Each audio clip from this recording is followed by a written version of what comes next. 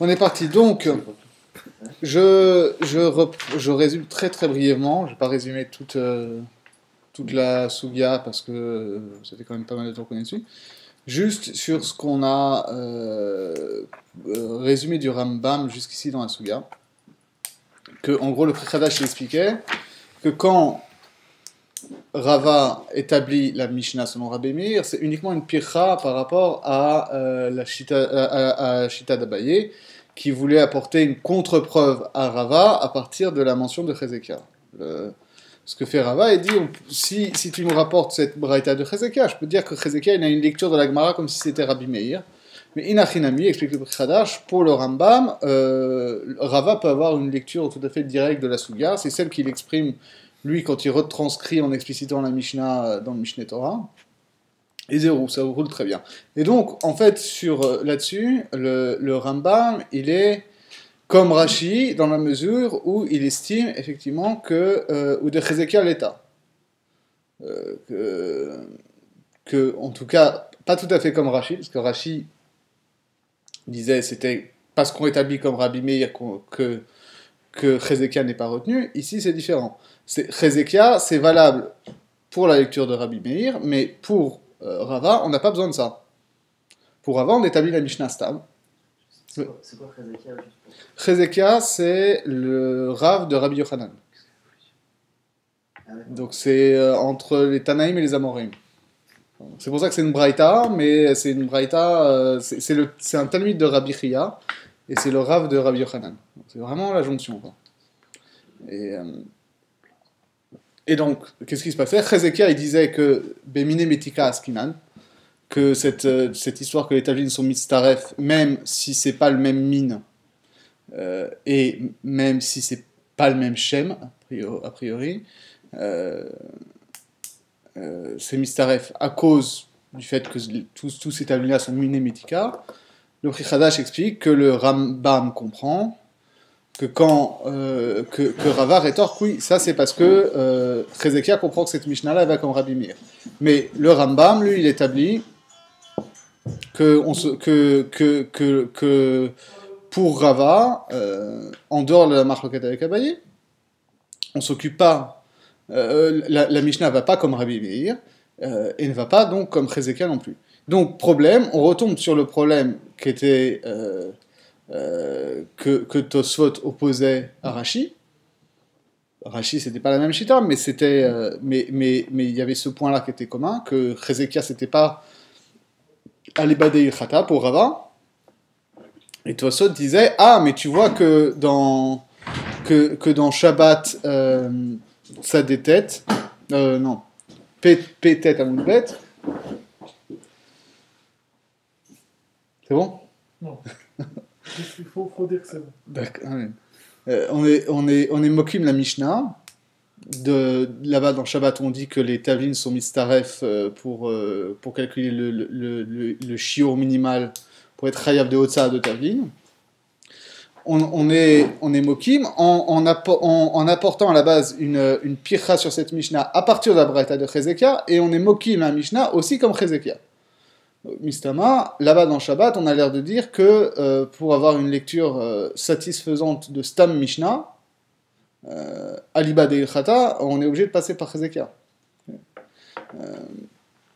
Or, nous, on vient de dire quoi? Que Rambam, il disait que Rava, il avait une lecture de la Mishnah qui excluait Chezekia. D'accord? Voilà où on en est. Donc on reprend. Page. Voilà. Donc la deuxième page, la troisième ligne. Le mot en vrai. C'est pas quoi? Ici, là? Non, sur la grande feuille là-bas. Umiu kaché les shitazo, de'ara detanan beperek amar Rabbi Akiva. Donc problème chez le Rambam que dans Shabbat là-bas. Donc, Tanan, Tavlin kede le tavel betzakala, umitzarefin ze imze, amrina nala begmara, veramineu Tavlin shnaim vechule, vamar Chezekia vechule. Donc là-bas, comme j'ai expliqué. Umashninan, des matnitin nami maire be chazul matek. Et on établit que la Mishnah dans Shabbat est à établir selon Chezekia, de même que la Mishnah dans Orla est à établir selon Chezekia. Ve'ashta caché, de ama isarich la touye le de Chezekia. Et si on a expliqué le Rambam comme on l'a expliqué, d'où on a besoin de Chezekia? Ve'a belovachi tikshele matnitin à matnitin. Parce que même sans Chezekia, de toute façon, tu as une kushia entre les deux, entre la Mishnah de Shabbat et la Mishnah de Orla, sans avoir besoin de faire intervenir Chezekia. Pourquoi? Deilu acha, gabe Shabbat, stama katane mistarefin, afilo shem shlosh shemot ou shlosha minim. Dans Shabbat, on dit que les tavlin sont mistaref, quoi qu'il arrive. Sous-entendu, même si c'est ni le même min, ni le même shem.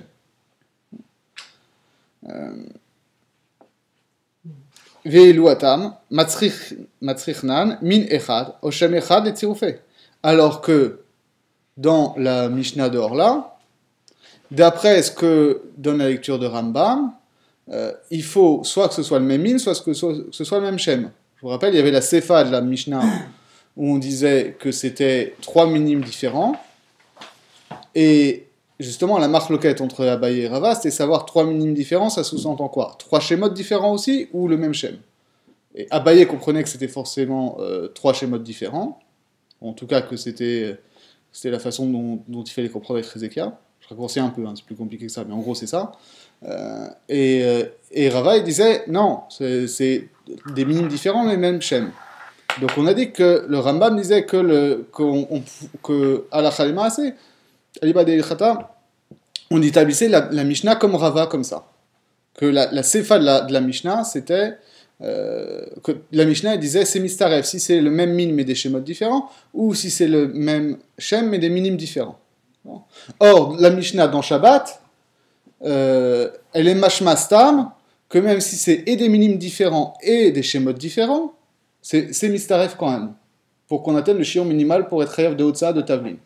Alors pourquoi faire intervenir Hezekiah? Dit tout de suite qu'il y a une contradiction entre ces deux Mishnayot. Shema Yeshlomar, des Belov de Hezekiah Ikakushia. Bon, on peut proposer une résolution comme ça, que en fait, même si on ne fait pas intervenir Hezekiah, effectivement, il y a quand même une contradiction apparente entre les deux Mishnayot qu'il faut résoudre. Et là, des Maïtel et des Hezekiah, les Alume Kushiatfe. Mais si on ramène Hezekiah, c'est pour exacerber encore la contradiction. D'accord? Parce que. Alloumé de Halim, c'est ça? Ouais, c'est ça. Kol de Halim Gavar, celui qui est le plus fort, c'est lui qui l'emporte. Hein. La Luma Kushia fait, c'est pour rendre la Kushia encore plus forte. Ça veut dire quoi? C'est que tu me dis ici, dans la Mishnah de Shabbat, que même si c'est le même min, c'est pas le même min, c'est pas le même shem, c'est quand même Istaref. Alors moi, non seulement je t'oppose la Mishnah où on demande que ce soit au moins le même min ou au moins le même shem, mais je te rapporte aussi la Shita de Hezekiah, qui dit qu'il faut en plus, si c'est pas le même min, même si c'est le même shem, je te ramène en plus Hezekiah qui dit qu'il faut que ce soit le même ta'am. Or ici, Stam Mishnah dans Shabbat, c'est ni le même shem, ni le même ta'am, ni le même min. Donc la Kushia est encore plus forte. Inami, maïte de Hezekiah, mishum de have matzil de chouyele, de matnitin de orla, afilu shosha minim, et shosha shemot mistarefin. Ou encore, on peut aussi proposer qu'on est obligé de ramener Hezekiah parce qu'on pourrait résoudre la contradiction comme l'une des façons d'expliciter la Sefa de la Mishnah là-bas, de dire que la Mishnah dans Orla, elle parle soit même min et shemot différents, soit min différents et shem différents. Et donc à ce moment-là, la Sefa de la Mishnah dans Orla, elle correspondrait à Stam Mishnah dans Shabbat. J'ai pas compris. Hein. C'est-à-dire que il y a deux façons de lire la Mishnah dans Orla. La Mishnah dans Orla, elle dit soit le même min et des schémotes différents, soit des minimes différents. Ah oui, donc, et Okay. sous-entendu. Et donc, sous-entendu pour la Sefa, quand on dit et des minimes différents, ça peut vouloir dire des minimes différents et des schémotes différents, c'est-à-dire qu'on va croissant par rapport à la Recha, ou alors des minimes différents, mais le même shem, c'est-à-dire que c'est en miroir par rapport à la Recha. Et souvent, justement, enfin, moi j'ai étudié que, peut-être, je sais pas, hein, que les Mishnayot, elles ont souvent une structure de parallélisme pour des questions diverses. Bon, ça, tu peux faire des hakirot historiques, de dire qu'effectivement, la Mishnah, c'est quelque chose qui doit être appris par cœur. C'est ça, ce que j'ai entendu. Donc, effectivement, tu as des structures en miroir, des chiasmes, des machins, des trucs comme ça. Non, tu peux aussi avoir des structures de gradation.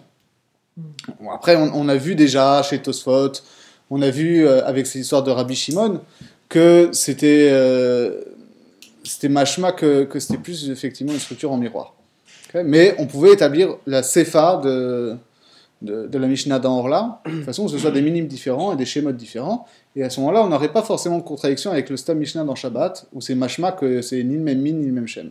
Donc on est obligé de ramener Chezekia, pour dire que tu vois que dans la sefa de Orla, même si c'est ni le même min, ni le même shem, on demanderait au moins un tam commun, un tam au sens large. Hein. On va revenir après sur la différence entre le critère de tam au sens propre et ce qui est sous-jacent à un minémética.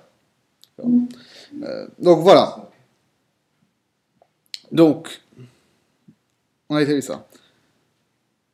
Donc on a proposé une façon d'expliquer pourquoi est-ce que la Gemara sollicite ce Chezekia.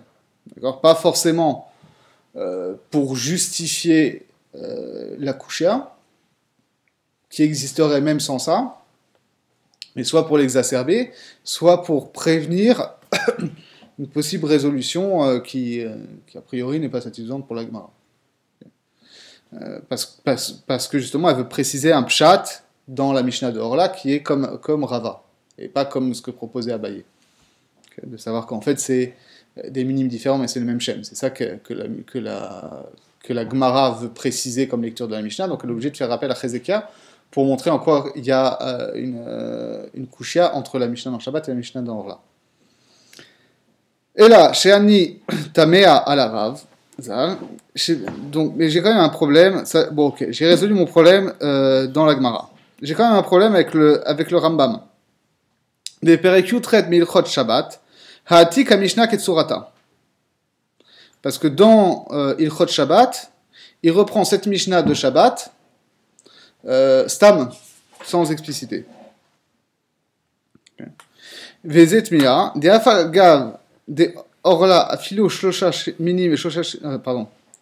Des Afagav, des Lo Kaimalan, Kechezekia, des Ukma, les Matitin, des Orla, Beminim, Etika, Mishum, des Kaimalan, Kerava, des Hubatra, des Lozvira, les Kawate. Arti avale les pirouchés, chez Mitzarefim, et là que chez Hem min echad, o shem echad, velo ke mistam lan situme. Donc il dit, j'ai un problème quand même avec le Rambam, dans Shabbat maintenant, parce que si on a établi effectivement que si on établit une lecture Rambamo compatible de la Gemara dans Shabbat, où on dit que bon, c'est vrai, on ramène Chezekia, mais c'est juste pour accentuer la kushia, mais c'est pas retenu final dans la halacha, parce que en fait la halacha elle se base sur la lecture que Rava donne de la Mishnah de Orla, et on aura en fait la même lecture dans Shabbat.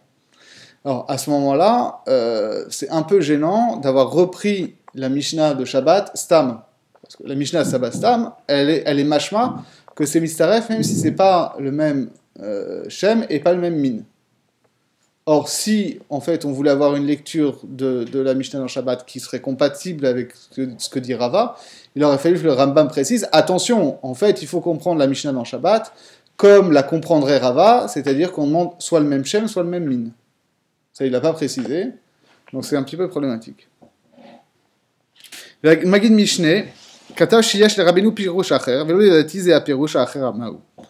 dit bon, le Magid Mishneh, il dit que le Rambam il a une réponse à ça, qu'il a une autre lecture là-bas dans la Mishnah de Shabbat, mais je ne sais pas ce que c'est. Lui, il ne sait pas ça. Ouais, le Pri Chadash, il dit je vois pas ce que veut dire le Magid Mishneh. Il dit, alors ça c'est quelque chose qu'on avait vu un peu, à mon avis. T'as une idée, toi ? Alors, ce qui se passe, c'est que ce qu'on va lire maintenant, c'est une idée que j'avais proposée pour Tosfot, En fait, je pense que j'ai proposé pour Tosfot parce que j'avais lu ce Pri Hadash et que j'ai oublié après. Bon. Il y a des chances, quoi. Veraiti le Harav bepirush Mishnah, chez Katav Amatnitin des Shabbat. Donc, en fait, la réponse, elle se trouve sans doute dans le Pirouche sur la Mishnah que donne le Rambam. Donc, dans Shabbat. Vezel Shono. Vechulan mitzarefin ze imze, les filles chez Peulatan Shave.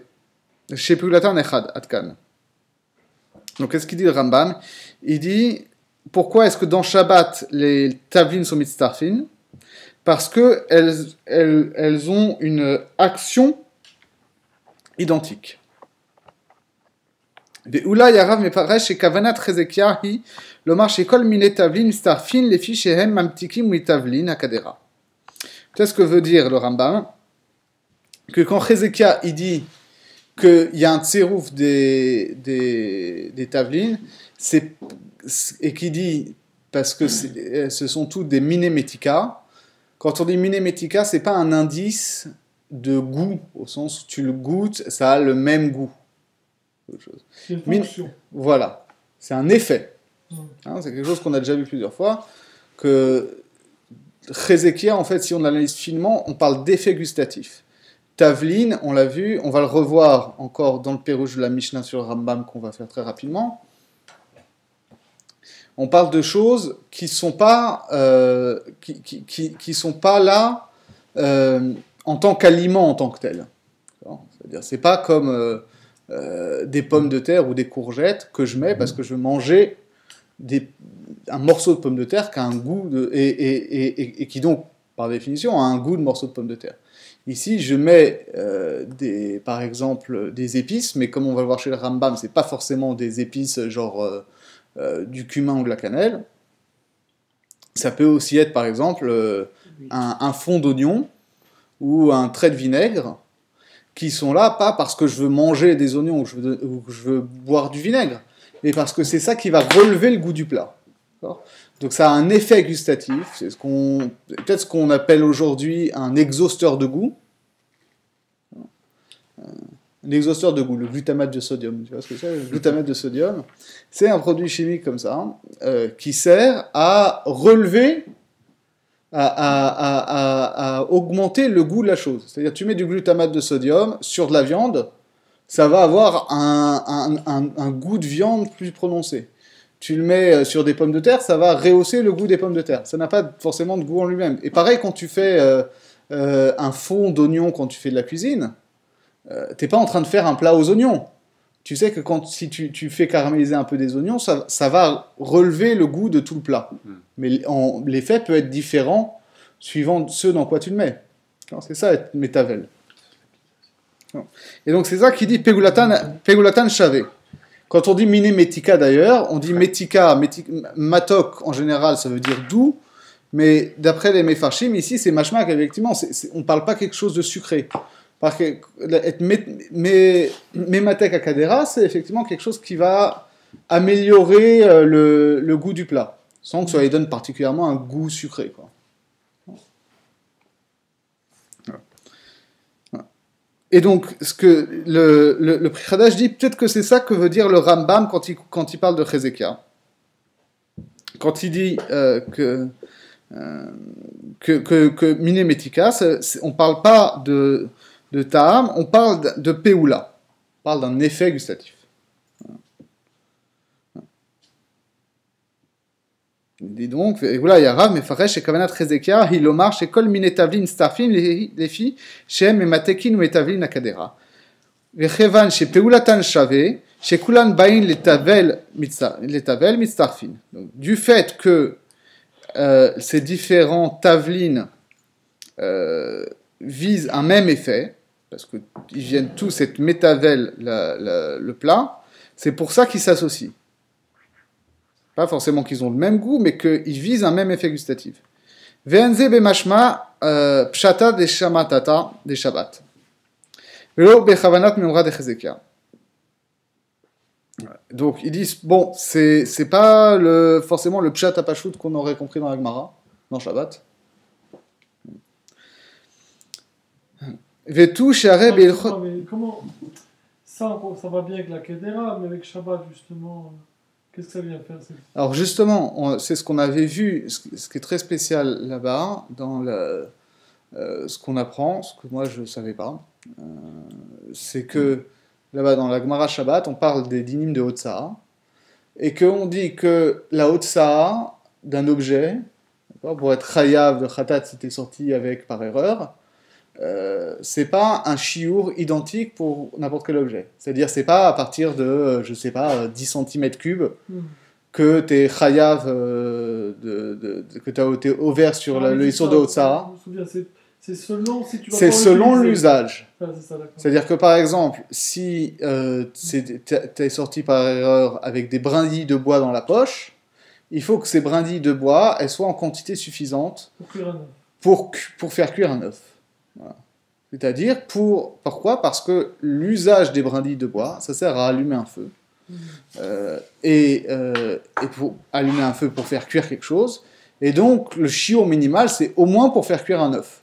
En dessous de ça, tes brindilles, elles n'ont aucun usage. Donc tu n'atteins pas le chiour minimal. Et pareil pour des tavelines, pour des épices, ça sert à épicer de la nourriture, à relever le goût de la nourriture. Donc on demande au moins le chiour pour épicer, entre guillemets, un œuf.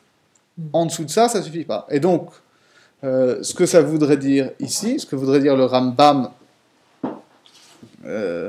en prenant la Mishnah Stam, et donc sous-entendu comme le comprend la Gemara en exigeant le critère de Chezekia, même si ce n'est pas le même shem ni le même mine naturel, c'est que dans la mesure où là-bas, ce qui compte dans Shabbat, c'est pas uniquement l'aspect physique de la chose, mais c'est ce à quoi elle sert. À ce moment-là, à quoi ça sert des tavelines ? Ça sert à être Mematek la kadera. Ça sert à donc rehausser le goût d'un plat. Donc, quelles que soient en fait les épices, dans la mesure où ce sont des épices qui ont le même effet d'exhausteur de goût, à ce moment-là, c'est leur usage qui va faire qu'elles vont se combiner. Parce que le critère décisif dans Shabbat, là-bas, c'est l'usage de l'objet. Et donc, c'est spécifique à Shabbat, c'est pas forcément vrai pour des dynimes de Orla ou Stam de Issourin. Là-bas, on parle c'est une définition particulière de l'objet selon l'usage qui est valable pour les dynimes de Hotzah de Shabbat. Je me permets de m'éloigner un tout petit peu, 2 minutes. Je t'en prie. Mais si on dit ça comme ça veut dire que quand on va prendre quelque chose qui est Mouktsé, on va faire une Avera parce que c'est Mouktsé, mais si on sort l'objet Mouktsé, comme on n'a pas d'usage de cet objet, j'ai pas fait ces sougiotes en profondeur, donc je vais pas être moré, etc. On te dire, ouais, c'est bon, tu peux prendre un gros rocher dans la mesure où il sert à rien. Enfin non, tu fais une Avera, mais c'est que... Alors, mais effectivement, il faudrait faire ces sougiotes-là. Mais d'après ce qu'on a vu, effectivement, ce serait machma qu'un objet qui sert à rien. Et que ça n'a rien, mais peut-être qu'il sert quand même en dehors de Shabbat, il sert. Ça, c'est il faudrait voir. Un objet d'art, par exemple, un objet une sculpture, par exemple, quelque chose qui est. Chesronkis, ça. Pardon ? C'est Merkmat Chesronkis. Oui, non, mais ok, ce serait Mouktsé, mais est-ce que c'était Chayav de Hotzah ? Dans la mesure où ça sert à rien. Voilà, c'est ça, tu vois. Il faudrait voir, parce que tu pourrais défendre la logique inverse. Bah, c'est-à-dire, tu pourrais dire, à la base, c'était Chayav de Hotzah pour n'importe quel objet, quel que soit son chiour, en soi. Ensuite, il se trouve que t'es pas tour, quand c'est un objet qui sert à quelque chose, tu n'es Chayav que si il peut remplir sa fonction. Mais si c'est un objet qui, à la base, ne sert à rien, t'es Chayav quel que soit le chiour. C'est possible. Hein. On peut défendre les deux logiques. On n'est pas dans cette souga-là, donc je ne rentre pas dedans, surtout que j'avoue humblement, je la maîtrise pas du tout, donc je ne l'ai pas fait en profondeur. Voilà comment ça fonctionne. Où est-ce que j'en étais ? Voilà. ותו שהרי באחרי מאכלות אסורות, הצריך שיהיו שם אחד או מין אחד, ואחר גבי שבת סתם משמד בכל גוונה מצטרפים צריך חיוב. Donc lui il dit, bon, effectivement, le problème c'est que pourquoi est-ce que ça ne marcherait pas dans Ma'achalot Asurot ? La Inu Dati, moi je propose ce chilouk là, qu'effectivement dans Shabbat c'est particulier parce que là-bas l'objet se définit selon l'usage, ce qui n'est pas forcément valable dans Echot Ma'achalot Asurot. Quoique, dans la mesure où on parle du Issour de Métavel, il faudrait pas voir si c'est d'Afka sur Métavel, pourquoi ça fonctionnerait pas aussi, c'est à ce niveau-là, au niveau de la Péoula. On voit pas vraiment la différence, sauf que peut-être dans un roulotte, comme on mange, on peut dire qu'on a aussi à la fois, on a un goût qui peut être un peu plus spécifique. Alors non, c'est sûr, c'est sûr. C'est machma en tout cas que effectivement le Issour de Métavel n'est pas à ramener au Issour général de Noten Ta'am. D'accord ? C'est parce que ce qui nous intéresse, c'est pas le fait qu'on est Tohem, quelque chose qui relève du Issour dans son identité physique ou gustative, mais qu'on perçoit une Péoula. Comme dans Mechametz. Quand je vais mettre du levain dans une pâte, il va interdire la pâte, pas parce que je percevrai le gouffre du levain, ni que je perçois forcément le ta'am du levain, mais parce que sa Péoula, elle est visible. Et cette Péoula-là, elle n'a pas de lien forcément avec le ta'am. Je mange du pain, ça n'a pas du goût de levain. Ça a une Péoula. Ici, ce qu'on voit, c'est qu'effectivement, Tavlin, ce serait aussi, machma, que c'est plus une problématique de Péoula qu'une problématique de ta'am. Alors, dit le Pri Chadash, parce que je suppose que le Pri Chadash a quand même pensé à mon teroutz dans Shabbat, mais alors ce qu'il voudrait dire ici, c'est bon, si on est métaretz comme ça dans Shabbat, peut-être qu'il faudrait comprendre aussi le Issour de Métavel dans Ma'achalot Asurot comme étant lié aussi à la Péoula de Mématek et pas au Tam. Et donc pourquoi est-ce que Chezekia serait pas valable aussi dans Ma'achalot Asurot? Au même titre que en fait, là j'anticipe un petit peu parce qu'en fait c'est toute cette problématique qui va nous ramener au Mishnayot d'avant où on parle de Métavel et Mechametz qui est Mistama d'après le Pshat Pashut et incompréhensible de la Mishnah, qui est un problème que dans Min Bemino et pas dans Min Besheno Mino. C'est quand même ça qu'on a comme horizon. Tu sais, c'est la Sugia qu'on retrouve dans Choulin, là-bas, en quoi c'est en Tzadechet Moudbet, et qui vient après Zora Béchéla. Donc c'est quand même ça qu'on a comme horizon.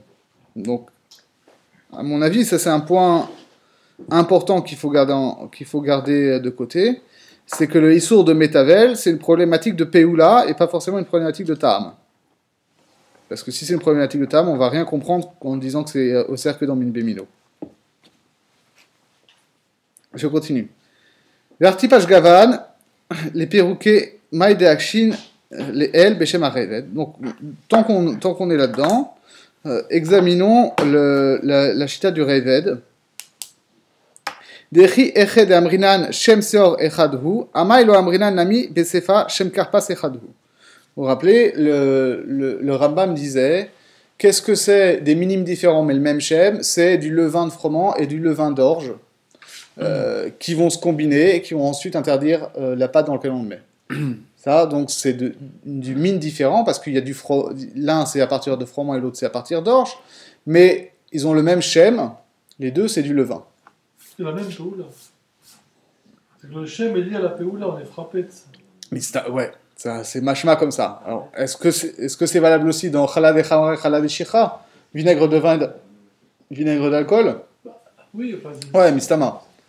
Moi j'ai l'impression que ça, il se dessine ce lien avec la Péoula de plus en plus fort. Quoi. C'est ça, c'est-à-dire qu'en tout cas, c'est ce qu'on a vu déjà, c'est que quand on parle de Shem pour Rava, le Shem pour Rava, c'est pas Shem, Stam, ça porte le même nom comme de la pomme de terre et de la pomme de pin. C'est de l'homonymie, on s'en fiche complètement en fait. Il n'y a aucune raison que ça ait une incidence halachique. On trouverait ça vraiment complètement débile. Ouais, non mais ce serait de la pensée magique, alors parce que voilà, les gens ils appellent ça du même nom, parce qu'ils ont un vocabulaire limité.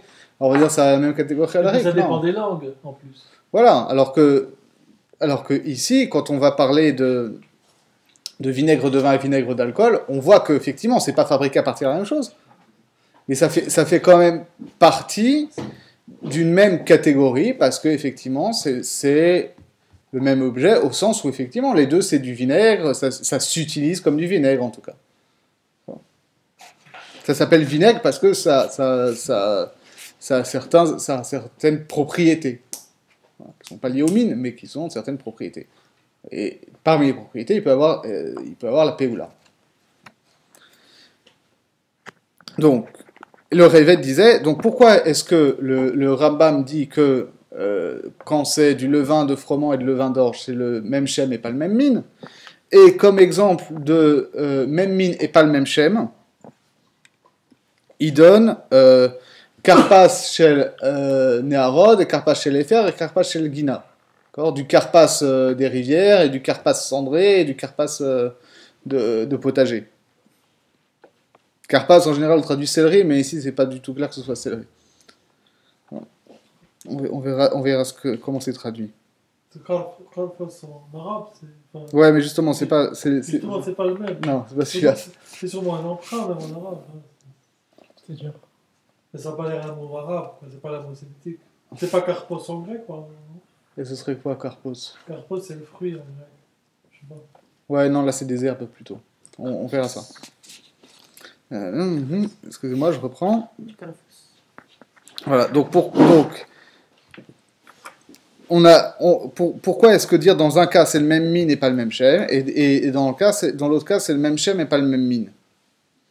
A priori, si on dit que le shem c'est une sous-catégorie du mine, à ce moment-là, faire une distinction comme ça, où il y en a, c'est le shem qui est une sous-catégorie du mine, et dans l'autre c'est le mine qui est une sous-catégorie du shem. Sauf ça revient au même. On ne voit pas pourquoi on aurait besoin de distinguer les deux cas dans la Mishnah. Alors ça, ce qui est très très fort, c'est que si on prend le Rambam dans la Mishnah, il dit que justement, Karpas shel Neharod, Karpas shel Efer, Karpas shel Gina, c'est le même Shem et pas le même Min. Et dans le Mishneh Torah, il dit c'est le même Min et pas le même Shem. On va le faire parce qu'on apprend beaucoup de choses dans ce Perusha Mishnah. D'accord? Donc là, vous avez le Perusha Mishnah, Alacha, donc Perek Bet, Alacha Yud dans Masechet Orla. C'est l'édition c'est pas l'édition qu'il y a dans le Shas Vina, c'est l'édition de Rav Yosef Kapar. Rav Yosef Kapar, c'était un grand Rav Thémani, qui a consacré sa vie à retraduire, réinterpréter le Rambam à partir des originaux arabes et à partir des traditions manuscrites du Yémen. Aussi bien sur Mishneh Torah, parce que vous savez, au Yémen, le Rambam c'est le Posek Acharon. Ils ne connaissent pas Shulchan Aruch. Ça s'arrête au Rambam et toute la halakha est basée sur le Rambam. C'est qu'en fait, il y a eu au Yémen des longues histoires de persécution, avec des conversions forcées, etc., et des épisodes d'effervescence messianique. Il y a eu un épisode justement comme ça, où les Yéménites ont écrit au Rambam à l'époque, en disant on est désespérés, c'est le Banagan le plus total, on est persécutés, il y a des faux messies et tout... on ne sait plus quoi faire, donnez-nous un petit peu une direction. Lui, il leur a écrit une lettre qui sert de guide spirituel aux Juifs du Yémen, qui s'appelle Geret Teman, et il a sauvé spirituellement, par sa correspondance, les Juifs du Yémen, et donc ils l'ont reçu comme posek, ils ont basé la halakha sur le Rambam, sur Mishneh Torah. Et il s'est passé qu'ensuite, entre l'époque du Rambam jusqu'au XVIIIe siècle presque, les Juifs du Yémen, ils n'avaient pas de contact avec le reste du monde juif. C'est-à-dire qu'ils n'ont jamais entendu parler du Shulchan Aruch, ou du Maharshal, ou de Tosfot. Eux, ils avaient la Gemara, ils avaient ni Rashi, ni Tosfot à la base, la Gemara, Rambam, et on bosse comme ça. Même pas Rashi Tosfot. Non. Alors après, ils sont mis à étudier. Peut-être Rashi, il l'avait. Avant, en même temps. Peut-être Rashi un petit peu, mais Tosfot, Zirchenish, non. C'est clair que non. Alors, ils avaient leur propre commentateur et tout. Et le Pérouge de la Mishnah, il est écrit à la base en arabe. Donc lui, il retraduit et il donne des explications qui sont très Parce intéressantes. qu'il traduit, Ibn Tibon, il traduit mot à mot, et c'est donc ça fait très bizarre, en fait, il traduit l'arabe mot à mot. Oui, bon, À l'époque. faut pas cracher sur la traduction d'Ibn Tibbon qui a été validée par le Rambam lui-même. Non, mais à l'époque, Ouais. la tradition, c'était qu'on traduisait toujours Ouais. presque mot à mot. Ouais. C'était ça la tradition, d'ailleurs, même la Septante en grec, c'est comme ça qu'on traduisait à l'époque. Alors, septembre, c'est pas du mot à mot, pour le coup. C'est assez, oui, c'est pas de mot à mot, mais ça Ouais. suit quand même très très. Voilà, fin de la parenthèse historique. On va faire Non, mais on peut rester des heures à parler de ça. Ah, mais- Pas Castor. Donc, c'est bien. l'école des loisirs. Donc, il dit, voilà. Amar, she'im hayu shnaim shlosha suge tavlin, aval kulan mimin echad. C'est où, s'il te plaît? C'est dans le Yud là. Le Yud. C'est la page de droite ou de gauche? C'est la page de droite, mais en bas dans le Pérouge de la Mishnah. Page de droite, colonne de gauche. Ah, Non, page de gauche, colonne de droite. Page de droite, colonne de Page de gauche. droite, colonne de gauche. Non, c'est son service. C'est ton permis? Ouais. Non. on montrera où c'est le son. Là. Yud. D'accord. Là. Donc la Mishnah elle dit quoi? C'est Coca-Cola, non Hmm. Je sais pas. Il Arrête, c'est ça. Donc la Mishnah elle dit Tavlin shnaim shlosha shemot mimin echad o shlosha asur umstarefim. Donc, Amar sheim hayu shnaim shlosha suge tavlin. Aval kulan mimin echad. Donc s'il y avait 2-3 catégories, d'accord, de tavlin, mais qui font partie du même mine. Déjà vous voyez que Shem il traduit par soug.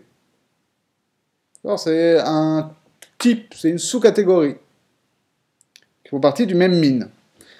Kegon a Karakla. D'accord? C'est pas le Coca-Cola, effectivement. Non. Alors, c'est ça qui est intéressant, c'est qu'il nous explique, le Rav Kafar, qu'est-ce que c'est Karakla?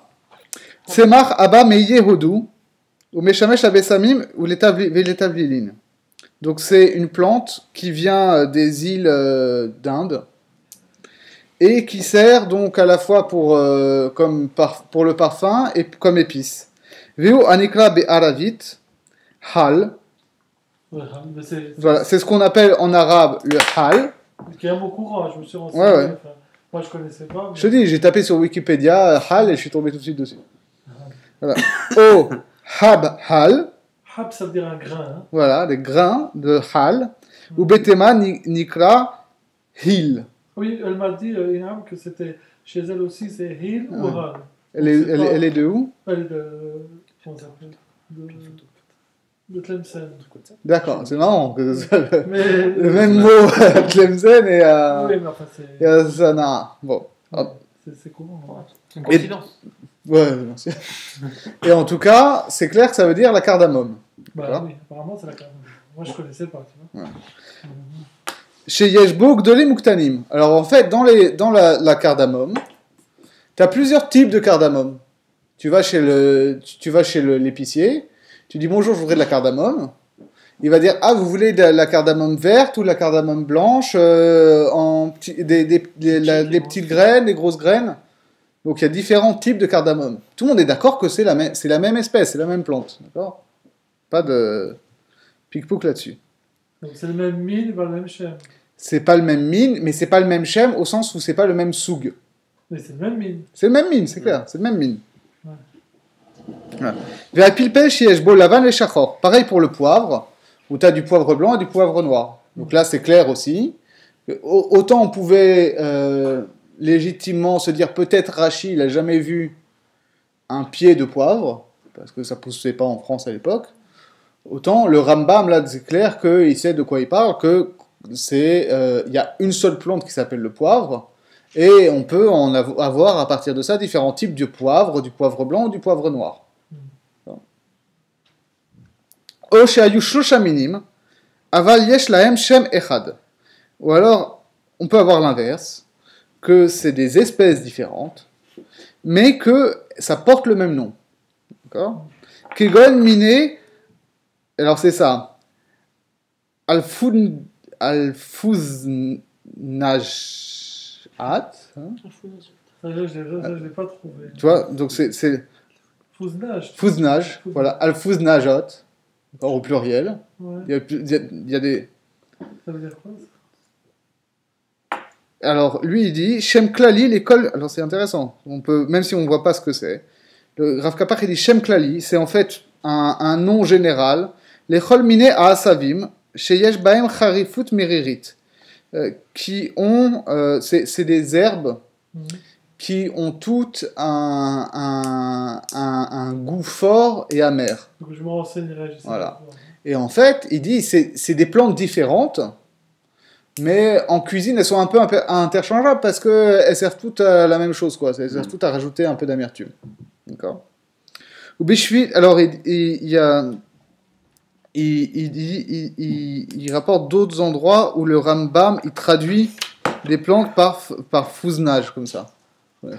Fouznage, il dit par exemple dans Masechet Shvit, Perek Mishnah Aleph, Piresh Rabbeinu, Sia, fouznage. Pudding, non? Je sais pas ce que c'est ce truc. Sia, c'est quoi? Je sais pas, il faudrait qu'on aille voir. Vechar gam beuktzin perek bet mishnah bet. Aval besharat perek yutet mishnah gimel piresh yoezer fouznage. Bon, il faudrait voir ce que c'est fouznage. En tout cas, bon, il explique comme ça que c'est une plante, que c'est même pas une famille de plantes au sens où botaniquement ce serait la même plante. C'est des plantes qui sont très différentes en termes botaniques. Mais en termes d'usage dans la cuisine, dans la mesure où elles ont toutes le même effet gustatif. Non, Bat הכנסת. באחור החצר. בסוף החצר, כן. moule. ז'וס. voilà. ומיני הכרפס שהם הרבה מינים שונים זה מזה ולהן שם אחד. Et par exemple, les différents types de ce qu'on appelle carpas, en fait, c'est des espèces différentes et en fait, on les appelle tous carpas. Que le marché kol miné à carpas nikraim carpas. Différentes familles de carpas, différentes espèces de carpas, ça s'appelle carpas. Les kol miné al fouznage nikraim fouznage. וזהו עניין אמרו או שלושה, רוצה לומר או שלושה מינים שהם משם אחד. כל שהוכר מכלאי הכרם או אורלה או תחומה ותבל בכל. Donc lui, il n'est pas du tout dans la Péoula, tu vois. Ici, il n'est pas du tout dans la Péoula. Puisque ces fouznajat là, leur objet, c'est finalement, c'est du pareil au même, c'est kiff-kiff. Ah donc c'est même tout là. C'est comme du curry, quoi. Oui, donc finalement. Curry c'est des mélanges d'épices déjà. à la base. Ouais, mais bon, c'est fin. Il y a plein de currys différents. C'est ça, il y a plein de curry Ouais, c'est différents ça. et c'est tous curry. C'est ça. Oui, donc lui, il dit il y a différents fouznages, mais. Ça intéresse. Différents fouznages mais ils servent à peu près à la même chose en cuisine. quoi. Ouais. C'est pour ça qu'on a fait le fouznage. Classique. Par exemple, voilà, si anis et anis étoilé, est-ce que tu vas dire que c'est Shem Echad, tu vois? L'anis et l'anis étoilé, c'est pas du tout la même plante. Mais ça veut bien. Parfait, pas. Ça, ouais, ça a un goût anisé les deux, effectivement. Ça a un goût anisé. Kol sheukar, Raphaël ben shen bechol echad men לבדו כדי להתאבל, זהו עניין אמרו מצטרפין, שמצטרפין זה עם זה ועוסקים מה שנתאבל בהן, כמו שביארנו. אוקיי. ויהיה תיקון משנה זו כך. Donc maintenant, en fait, si on veut reformuler la Mishnah, on peut l'exprimer comme ça. תבלין שניים שלושה שמות ממין אחד, או שלושה מינים משם אחד, מצטרפין לאסור. Donc, il établit d'une part, comme on l'a vu, que la sefa de la Mishnah, c'est שלושה מינים ושם אחד, on l'a déjà vu, et, entre parenthèses, je reviens pas dessus, mais il comprend aussi Oser ou Mitzarefin comme Rashi. Mitzarefin les sort. Autrement dit, ça fonctionnerait que dans l'Arbélar, pas forcément dans Yavesh Beyavesh. Je rentre pas là-dedans, parce que bon, c'est dans le Pérouge de la Mishnah, on n'est pas non plus dans le Mishneh Torah, donc on va pas faire des pilpulim aruchim. Viens à la Rabbi Shimon. Voilà. Bon, et donc on est possède comme le Tanakama et pas comme Rabbi Shimon. Alors qu'on n'a pas besoin qu'il y ait à la fois le Shem et le Min pour que ce soit Mistaref. Le schéma yale al da'atecha she'en nikrat tavlin ela dvarim à Rechaneim, Kegon Apilpel Vea Kalfa. Voilà. Donc il dit, peut-être que tu vas t'imaginer que quand on dit tavline, c'est des choses odorantes, ce qu'on appelle des épices. Non, justement, pas des condiments, des épices. Ah, là, c'est plutôt des condiments, justement. Voilà. Lui, il dit, c'est vrai que quand tu lis tavline, tu peux t'imaginer que ça veut dire des épices, comme par exemple le poivre, au karfa. Karfa, le Rav Kapach, il dit Ke'en kanim chomin, chalakim sheyesh baem charifut metuka, meat, verecham naim, venikraim hayam kefi ahamon be'Israël kinamon. C'est donc des petits tubes qui sont roux et qui sont lisses et qui sont forts et qui sont doux. C'est une odeur forte, mais c'est doux. Et ça a une bonne odeur. Et c'est ce qu'on appelle aujourd'hui, communément, kinamon, c'est-à-dire la cannelle. Et il précise, Ve'eno a kinamon sheben semamane a ketoret. Quand on dit kinamon dans les épices qui entrent dans la ketoret, c'est pas la cannelle que nous on connaît. Intéressant à savoir.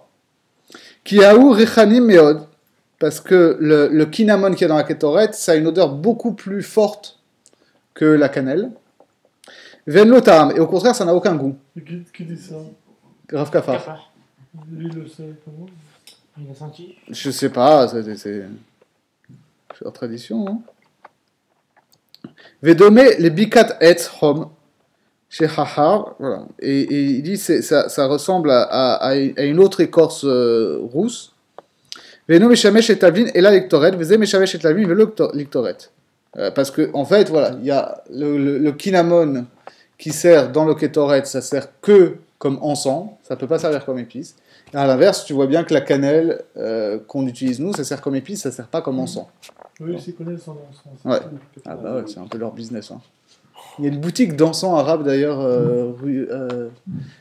une des avenues, l'avenue où il y a Hermès là qui arrive sur les champs. Comment ça s'appelle? Rue Hermès qui arrive sur le Ah oui, la rue. Je vois Une avenue, je sais plus comment ça s'appelle. c'est la fameuse avenue, c'est pas Georges V? Non, Tu sais c'est. qu'il arrive, il n'y a que montagne et le sang. En tout cas, là-bas, il y a une petite boutique comme ça, une petite boutique genre d'Arabie, où ils vendent des encens arabes et tout, ça a l'air formidable. Il faudrait se renseigner là-bas. On va dire, ou Benit Fas Tirgem Zandville Vetaoutu. Et quand dans l'édition imprimée, on a traduit Kalfa par gingembre et il dit c'est pas le cas. Ici, c'est la cannelle donc. Je reviens à ce qu'il dit. Donc, ne va pas t'imaginer quand on dit tavline, c'est genre du poivre et de la cannelle. C'est même des épices. Et la kolma chez Mashbichimbo et Aochel, tout ce qui sert à améliorer la nourriture, le goût de la nourriture. Kegon ashum vea shamen vea betzel vea chometz vea yain. Par exemple, de l'ail, ou de l'huile, ou de l'oignon, ou du vinaigre, voire du vin. Im nitkaven be'echad me'elu keyotze baen liashbiach ha'ochel nikrain tavlin. Si on les a utilisés pour rehausser le goût d'un plat, à ce moment-là, il s'appelle tavlin. C'est ce que dit Rambam. Ça, c'est ce que dit le Rambam. Ça, c'est très intéressant. C'est-à-dire que, par exemple, de l'oignon, eh ben pas forcément. Ah oui, si c'est un plat à l'oignon. C'est-à-dire, si tu te fais de la tarte à l'oignon, ou un bœuf aux oignons, où tu manges l'oignon comme des légumes, c'est pas tavline, là. Si tu t'en sers pour faire un four d'oignon, pour rehausser le goût du plat, là, ça va s'appeler tavline. C'est ça, hein. Même l'huile, par exemple. Tu mets un fond d'huile pour nous donner du goût, ça c'est tavline. Si tu mets de l'huile à la tunisienne, si tu verses d'abord le litre d'huile et après tu dis qu'est-ce que je vais faire à manger, c'est pas tavline. Si c'est tavline, quoi. C'est m'échapper. Non, c'est le reste qui est mâche-bière, l'huile. C'est le Icar, des trucs. C'est le Icar, c'est ça. Les épinards sont tavlines dans l'huile. C'est ça. Ça fonctionne. Moi, je sais que tu l'as. Non, bon, On rigole, mais on comprend. Donc, Ça donne un bon goût quand même dans la cuisine. Hmm. Ça donne un bon goût quand même dans la Tout cuisine. est important. oui, mais c'est les épinards qui donnent le goût dans l'huile, c'est pas l'huile qui donne le goût dans les épinards. Non, c'est blague à part, c'est quand même une distinction ici très importante. C'est qu'on voit que quand on parle d'un issour de netinata, c'est en tant qu'il est le ikar du ochel. C'est-à-dire que voilà, je vais sentir le goût de la patate parce que j'ai fait un plat avec des patates dedans. Quand je vais manger un plat où j'ai fait un fond d'oignon, je ne sens pas le goût de l'oignon en tant que tel. L'oignon a une contribution générale au goût, pour rehausser le goût du reste du plat. Et c'est pas le goût de l'oignon en tant que goût d'oignon qui m'intéresse. Et donc ça peut, alors que dans d'autres plats, effectivement, je peux avoir de l'oignon où je veux pas simplement un exhausteur de goût, mais du goût d'oignon. Et donc ce sera un usage différent, et donc ce sera des halachot différentes. Dans un cas, ce sera Taim Keikar qui interviendra, dans l'autre cas, ce sera un problème de métavel. Donc c'est spécial. Bon, okay. On continue un petit peu. Donc en tout cas, effectivement, on a un tout petit problème, c'est que dans le Pérouge de la Mishnah, il dit que les différents karpas, c'est des minimes différents et c'est le même shem. Autrement dit, comme la pircha du Reived. Et dans le Mishneh Torah, il dit les différents karpas, c'est des shemot différents et c'est le même mine. C'est un peu spécial. Et surtout, comme va le préciser après le Khadash, on va voir ensuite. Donc pourquoi est-ce qu'il a changé d'avis entre les deux? On a l'impression qu'il n'a pas changé d'avis, on a l'impression que ça... Si tu veux, moi l'impression que ça me fait, c'est que parfois le mine, c'est très général, parfois au contraire, c'est assez particulier par rapport à un plus particulier. Oui, mais ensuite, alors à ce moment-là, dans le Mishneh Torah, pourquoi préciser les deux? C'est-à-dire, c'est ça l'essence de la saga du Reived. Le Reived, il n'est pas là pour faire uniquement le relou de la grammaire. Ah ouais, alors dans le premier, on a un nom et un déterminant, et c'est le nom qui est le mine et le déterminant qui est le shem. Et dans le deuxième, c'est l'inverse. Donc ça fonctionne pas sur une logique purement formelle. On n'est pas ici dans une logique purement formelle, on est dans une logique réelle. Que, effectivement, si finalement tout ça, c'est des catégories et sous-catégories, j'ai pas besoin que tu me le répètes deux fois en inversant les termes, ça revient au même. Et alors, comment ça fonctionne? Et surtout qu'après, si tu regardes le Pirouge dans la Mishnah, du Rambam, il a l'air d'aller dans le même sens que le Reived. Donc, c'est quand même étrange. Et pourtant, d'habitude, ce que j'avais vu, c'est que quand le Rambam, comme le Mishneh Torah, il est postérieur au Pirouche Mishnayot, souvent il se corrige, entre guillemets. Mais oui, normalement, la bonne version, c'est dans le Mishneh Torah. Donc, il faut pour comprendre pourquoi est-ce qu'il a abandonné ce qu'il disait dans le Pirouche Mishnayot et qu'il l'a mis dans le Mishneh Torah. Voilà. Donc, voilà ce qu'il répond. Ve'efshar sheta mozal mishum de lipum reheta zaratrava eina nechona. Donc, peut-être qu'on peut répondre comme ça. C'est quoi pour Reheta? C'est comment tu traduirais les fum reheta? C'est Pardon? les fum reheta. Comment tu traduis À ça? vrai dire. Ouais, franchement, quoi, c'est C'est mistama, quoi. C'est quoi Reheta? J'aurais pas ça, c'est le genre d'expression. Non, mais c'est comment Resh, Rehe, Resh yud he tet. Tu sais quoi le peigneur royal? Aleph. Ouais. C'est quoi le peigneur royal? Le quoi? Parce qu'il y a des trucs qui disent que le pujeng, c'est du peigneur royal. T'as trouvé ça où? Sur un forum. Slovaque. Non, sur un forum israélien. Ah ouais, envoie-moi le lien. Ah, parce que je regarde pour, je crois que pour Rahit, Oui, voilà, vous le faites, c'est un s'il vous plaît, instrument. du mythe familier. Ah, c'est de la famille de la menthe. Je vais voir plus d'infos. Dis-moi, Rahit, Ouais. c'est en hébreu, c'est dans la Torah. Non, je parle c'est un instrument. Ça ne veut pas dire pour Reheta, ça ne voudrait pas dire pour être en étant très précis, en étant très. J'ai une lamiacée. Ça veut pas dire Je connais pas la traduction exacte. Parce que Mais le Rahit, c'est un rasoir, non? je sais pas. Bon, en tout cas, c'est. Resh, Hetet, c'est un instrument. Un on meuble, peut pas- c'est. Je sais pas, non? Ouais. C'est un meuble, Dans un Rahit. meuble. Resh, Hetet. Resh Ouais. Heyutet. Vas-y. C'est un meuble. Bon, en tout cas, là, ce qui est clair, c'est que les fous réita, ça veut dire, à vrai dire, pour être franc, la svara de Rava, si elle est prise au pied de la lettre, messieurs, la svara de Rava, si on la prend au pied de la lettre, elle veut rien dire en fait. Ena nechona venirit zaraksat. C'est quand même un peu chelou, franchement, si on prend Rava au pied de la lettre. L'elech achar Hashem, grida, Hashem ta'amam shave. De dire que dès que ça porte le même nom, même si c'est pas le même mine et que c'est pas le même goût, puisque Rava il s'oppose à Abaye, dire parce que ça porte le même nom, alors c'est du mine bémino, c'est mistaref. Ça, si on prend comme ça pshat, c'est bon, ok, ikabala nikabel, mais on comprend pas la logique. Et comme on l'a répété plusieurs fois, dans la Torah, on n'est pas comme ça dans une pensée magique où les trucs ils veulent rien dire et tu dois l'accepter alors que c'est complètement stupide. Quand c'est des chukim, c'est une chose. Si on n'est pas en train de discuter des chukim, on est en train de discuter Chazal. Chazal, ils disent quelque chose qui a du sens à la base. Il y a une svara derrière.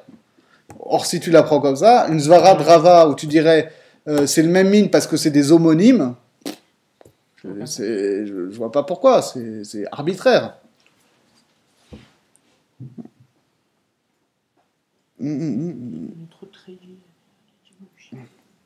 Trop לכן נראה לו להרב ז"ל, דמאי דקאמר רבא בת השם מאזינן, היינו כשהשם והפעולה היא אחד. Tu as raison, tu vois. Donc, il faut comprendre il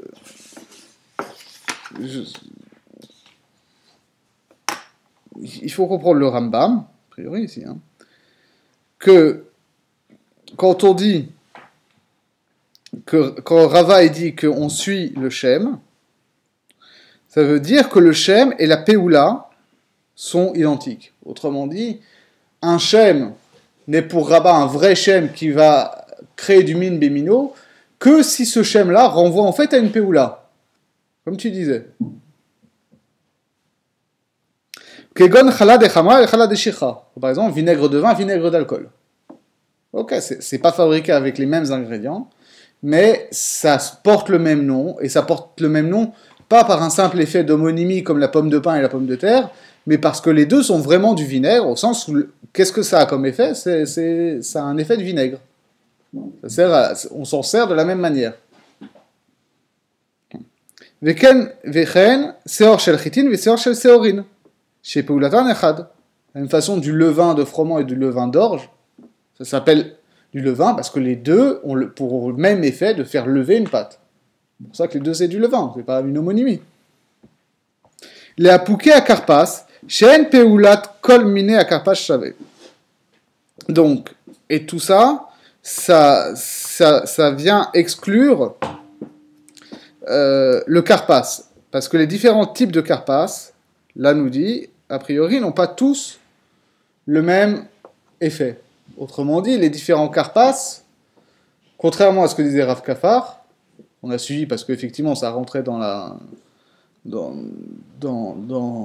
lecture générale, mais ici, pourquoi est-ce qu'il a été choser dans le Mishneh Torah ? Parce qu'a priori, les différents karpas n'ont pas le même effet. Les fichar, les filles Hashem, les filles shehem min echad mitzarefin. Et donc, en fait, il faut expliquer, non pas comme il est expliqué dans le Pérouge de la Mishnah, que c'est des minimes différents, mais qu'ils ont le même shem, parce que dit le Pri Chadash, en fait, ils n'ont pas le même shem, parce que justement, ils n'ont pas la même Péoula.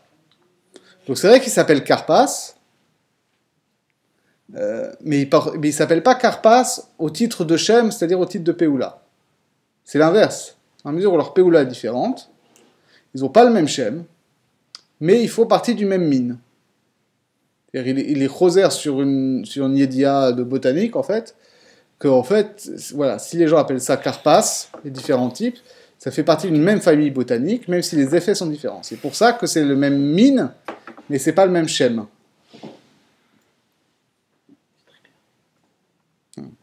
ולפיכך שהם מין אחד, מצטרפין, הלא והכי, לא היו מצטרפין. Et c'est pour ça que c'est parce qu'ils sont du même mine, parce que c'est la même espèce de plante, que c'est mistaref, même si le shem, c'est-à-dire la péoula, est différente. Bon.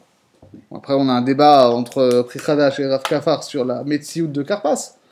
Mais chacun essaye d'expliquer son texte à l'Ibad et l'Chata. Si on veut faire sens dans le Mishneh Torah, on est obligé d'expliquer comme ça. Si on veut faire sens dans le Perush Mishnah, on est obligé d'expliquer comme Rav Kapar. C'est la même explication en fait. C'est-à-dire que le Ikar, et c'est ça qu'il faut retenir, c'est que pour que ce soit Mitzaref, et donc plus globalement, pour qu'on puisse appeler ça Min Bemino, il faut soit que ce soit à la base le même objet, la même plante par exemple, soit, même si c'est pas la même plante, que ça ait la même péoula. Si ça n'a pas la même péoula, si c'est pas le même mine, alors le fait que ça porte le même nom, entre guillemets, ça ne veut pas dire que ça s'appellera le même shem, ce serait une homonymie.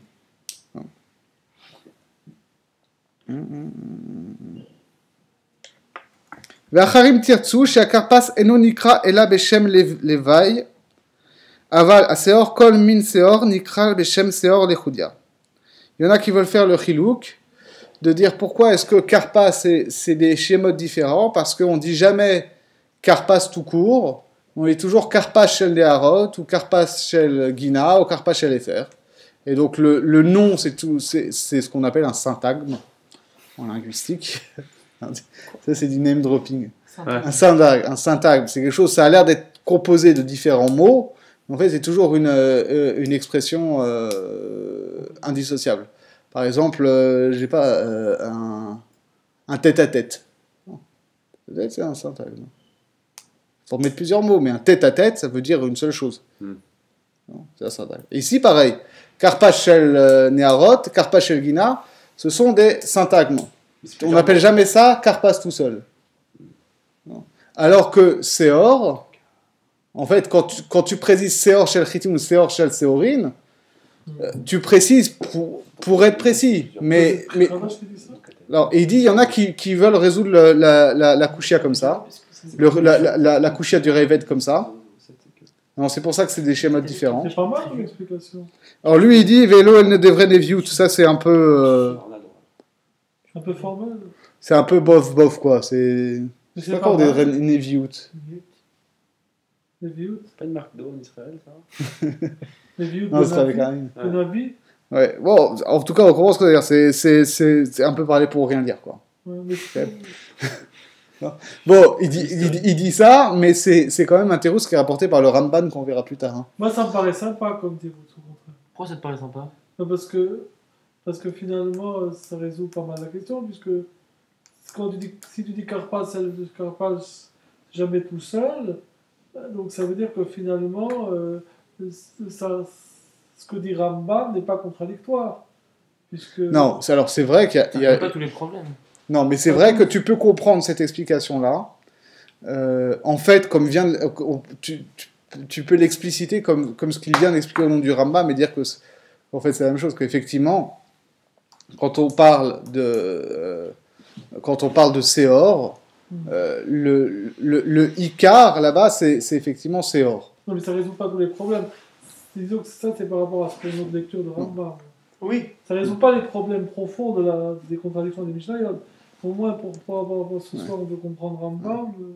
Non, tu le comprends au plan formel, mais pour cette histoire que ça fasse sens en termes de shmoa. Non, mais disons que profondément, je suis d'accord que je vois pas très bien les Tanaïs, enfin ceux qui ont à l'époque sont peut-être pas rentrés là-dedans. Non, si. Ouais, puis d'autant plus que c'est un postulat, quoi. Ça veut dire, c'est marqué nulle part que Karpas. C'est... Non, surtout qu'on voit dans le Perusha Mishnah que c'est pas le cas. Mais c'est même pas le cas. Oui. Dans le Perusha Mishnah, c'est clair que tu peux pas dire ça.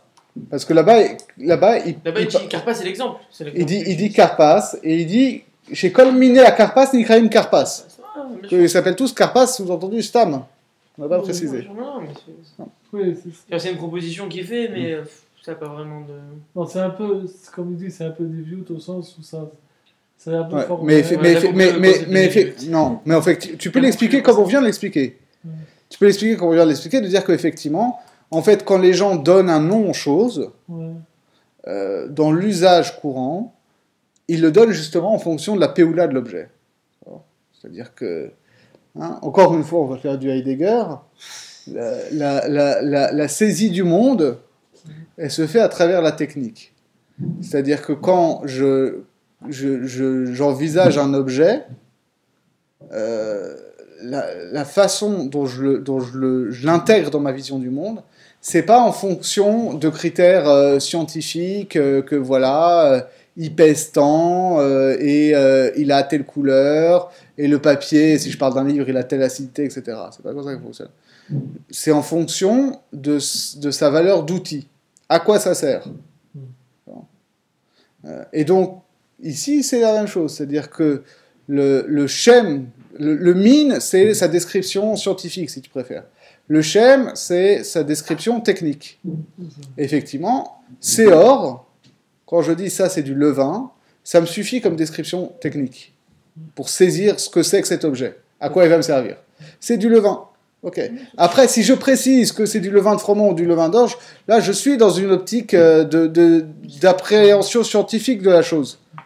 C'est intellectuellement très séduisant. Ouais. Voilà. Alors que Ouais, quand c'est bien, ouais. je parle des C'est différents, bien. voilà, quand je parle des différents types de karpas, dans la mesure où on a établi, où le Pri Hadash dit que pour le Rambam dans le Mishneh Torah, justement, c'est pas le même usage. On va pas utiliser en cuisine du karpas chez le Neharot comme du karpas chez les fers ou du karpas chez le Gina, parce que sinon tu vas, si tu te trompes, si dans ta cuisine, ta femme elle t'a dit prends-moi du piment doux et que tu lui as pris du piment d'Espelette, ok, elle va te massacrer si tu te trompes de piment que tu mets dedans. Et tu vas lui dire, mais tout ça c'est du piment, ça va, c'est du piment. Donc il y a marqué piment dessus. Et elle va te dire, si j'ai précisé piment doux, c'est pour que tu me mettes pas du piment d'Espelette, parce que ça sert pas à la même chose. Tu parles d'expérience. Non, je suis plus encore pour autre chose. C'est un exemple. Parce que je lui ai demandé si on pouvait, si je jetais le reste de la DAF, et elle m'a dit oui. Et moi, dans ma tête, j'ai fait bon, si on jette le reste de la DAF, je jette aussi le reste du kebab de vendredi soir. Et elle m'a massacré parce qu'il ne fallait pas le jeter. C'est un peu la même logique. Donc c'est un peu l'expérience. Donc en tout cas, on voit cette idée qu'effectivement, il y a cette notion de c'est une proposition que je fais, hein, en tout cas. Mais dans cette notion de min et de shem, min, c'est une appréhension naturaliste de l'objet. Et le shem, c'est une appréhension technique. À quoi ça sert ? Et que, effectivement, les deux ont leur importance. Mais, et c'est ces deux formes d'appréhension du monde qui nous permettent de donner des noms aux choses. Mais après, si le nom des choses, c'est de la pure homonymie, parce qu'il y a aussi une part d'arbitraire dans le langage, il n'y a pas de raison que ça ait un effet en halakha. Donc c'est comme ça qu'il faut expliquer le Rambam. Okay. Et je crois qu'on arrive à peu près à une pause. Donc, on va s'arrêter là. Et Bezrat Hashem, on continuera la semaine prochaine. En fait, parce que comme disait Arnaud tout à l'heure, ça dépend des langues, quoi. Donc il faut quand même qu'il y ait un dénominateur commun, enfin, pour toutes les langues. Oui, alors après, fonction effectivement, du tu peux tester. Peut-être c'est un test de voir que si les deux objets ils portent le même nom dans une langue et ils portent aussi le même nom ou des noms proches dans une autre langue, ça veut dire qu'effectivement le shem il renvoie à une péoula réelle. Si c'est juste de l'homonymie, effectivement, c'est pas un kécher qui se retrouvera d'une langue sur l'autre. Ouais, ça peut être un texte, effectivement.